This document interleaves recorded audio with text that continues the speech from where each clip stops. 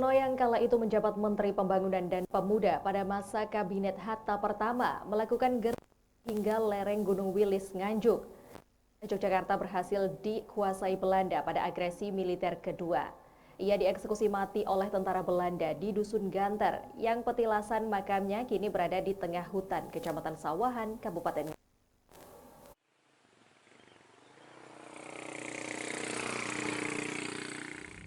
Hutan belantara lereng Pegunungan Wilis di Kecamatan Sawahan, Kabupaten Nganjuk menjadi salah satu lokasi gerilya Menteri Supeno bersama rombongannya. Setelah ibu kota negara Indonesia di Yogyakarta dikuasai Belanda pada agresi militer kedua, tanggal 19 Desember 1948. Supeno yang kala itu menjabat Menteri Pembangunan dan Pemuda Kabinet Hatta pertama, mengetahui pusat pemerintahan telah dikuasai musuh setelah ia pulang menjalankan tugas dinas di Cepu, Jawa Tengah. Pada saat perjalanan, sesampainya di sekitar Prambanan, ia merasa ada yang tidak beres, sehingga Menteri Supeno bersama rombongannya memutuskan putar balik menuju Tawangmangu dekat dengan Solo untuk bergabung dan melakukan koordinasi bersama pejabat lainnya yang lolos dari sergapan tentara Belanda. Dari pertemuan itu disepakati masing-masing pejabat akan turut bergerilya hingga situasi terkendali. Sedangkan Menteri Supeno diarahkan menuju timur di lereng Pegunungan Wilis, di mana Jenderal Sudirman dan pengikutnya bermarkas. Menteri Supeno bergerilya dari kampung ke kampung dan dari hutan ke hutan, menggerakkan rakyat untuk berjuang melawan penjajahan Belanda. Setelah hampir 3 pekan berjalan, rombongan Supeno tiba di Desa Wayang Ponorogo, bertemu dengan Ajudan Jenderal Sudirman, yaitu Kapten Suparjo Rustam, yang saat itu menjalankan tugas mencari pejabat negara Indonesia.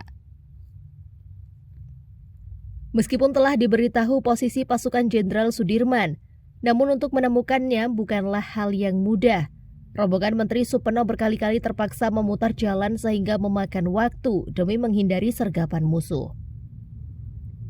Pada tanggal 20 Februari 1949, rombongan Menteri Supeno menjejakkan kaki di Dusun Ganter, Nganjuk. Mereka berencana menginap beberapa hari sebelum melanjutkan perjalanan.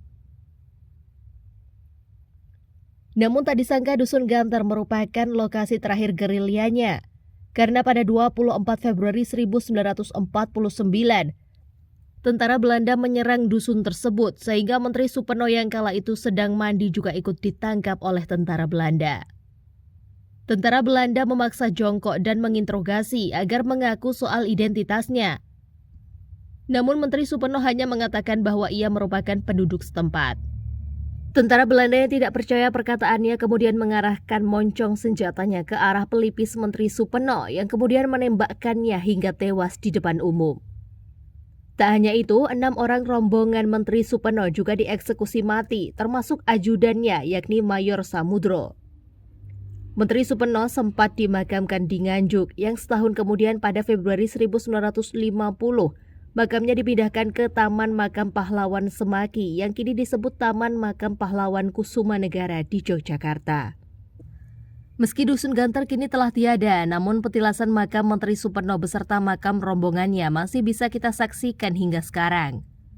Di tengah hutan termasuk RPH Makuto, Petak 29G, KPH Kediri, BKPH Pace, yang lokasinya melewati percabangan jalan setapak sebelum arah jalan menuju wisata air terjun Singokromo, Desa Ngliman, Kecamatan Sawahan, Kabupaten Nganjuk.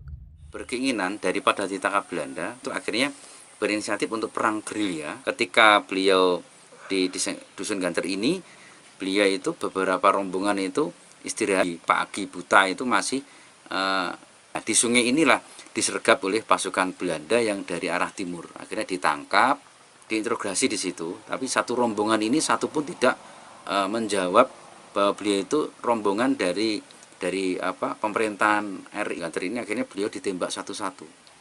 Di jenazahnya dimakamkan di sini satu tempat ini. Nah, 1950-an itu 1 tahun kemudian itu sama keluarganya itu dipindah makam beliau, dipindah di makam pahlawan ya. Atas jasanya, Menteri Supeno ditetapkan sebagai pahlawan nasional dan dianugerahi tanda kehormatan Bintang Mahaputra kelas 3 secara anumerta. Dari Nganjuk, Asep Bahar melaporkan.